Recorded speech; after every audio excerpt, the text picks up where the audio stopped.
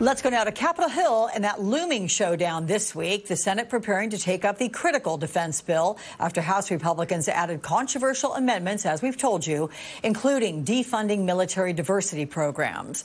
My next guest gave an emotional defense of those initiatives.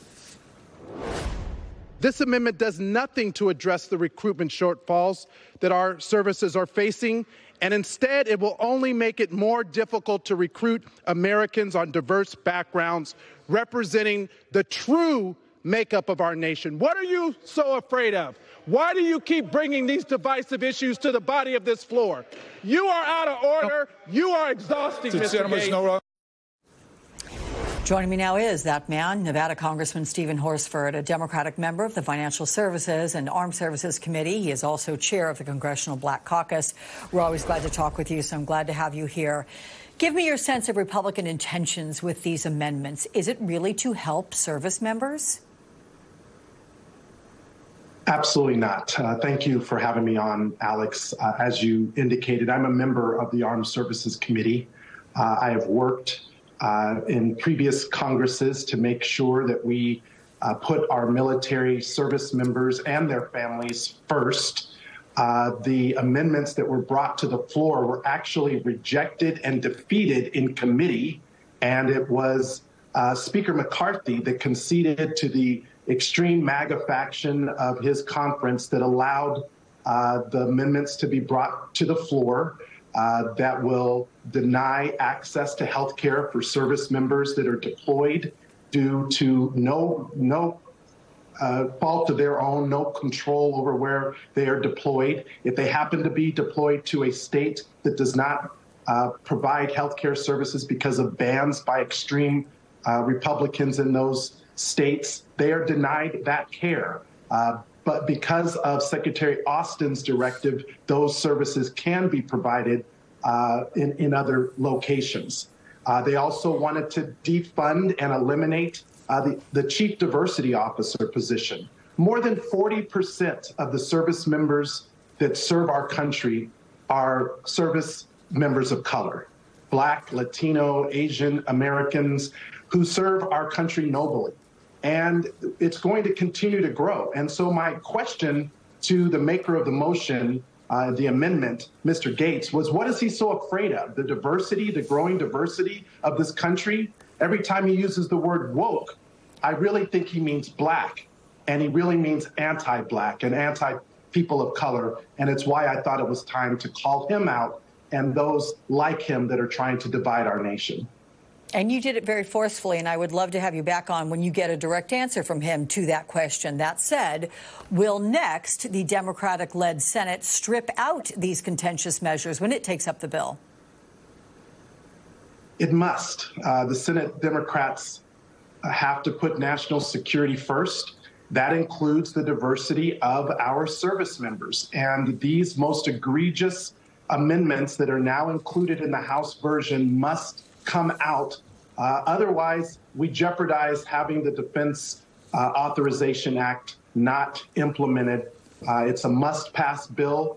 I have voted for it every time in the past. It's been done in a bipartisan way. But sadly, we have these extreme factions that want to use culture wars to divide our nation and prevent us from carrying out our duty as members of Congress. This is not what we should be doing at a time when our military men and women around the world are putting their life at risk. I have 4 military installations here in my district at Nellis and Creech Air Force Base, among others, and I meet with them all the time. They are service members from all walks of life, from all backgrounds, and they deserve to be respected in our military. As Secretary Austin says, diversity is our strength.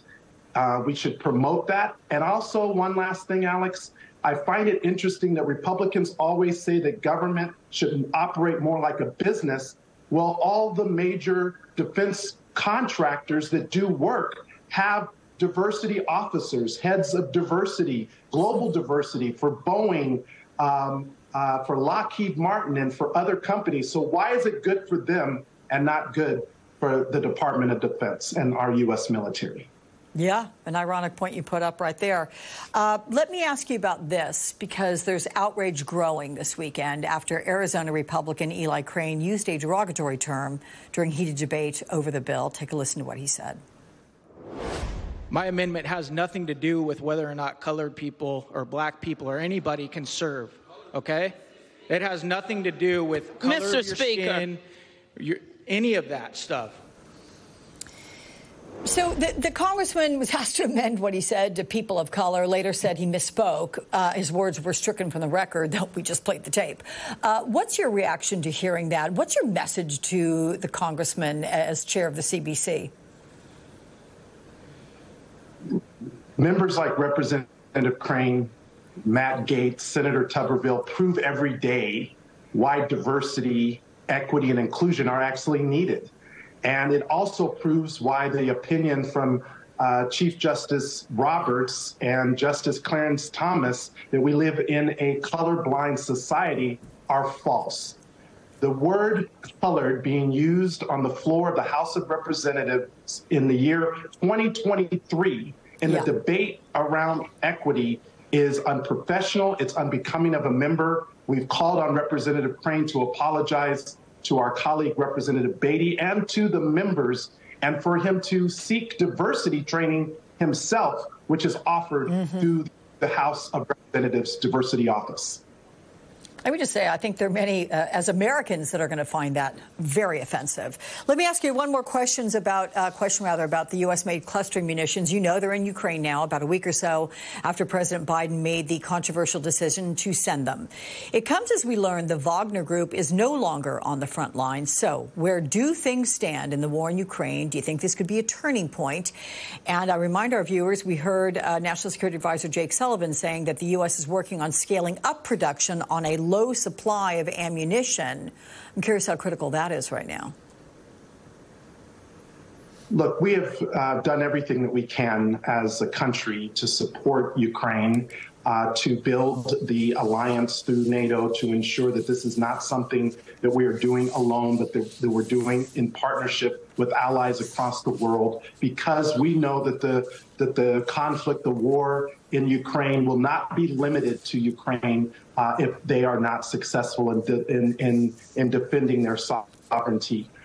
This is a war that Russia started, and we are doing everything that we can to support the Ukraine soldiers and their officials with the equipment, with the military resources and the training that they need to defend themselves, their sovereignty, and their country. All right. Nevada's Stephen Horsford, thank you so much for joining us. Look forward to seeing you again.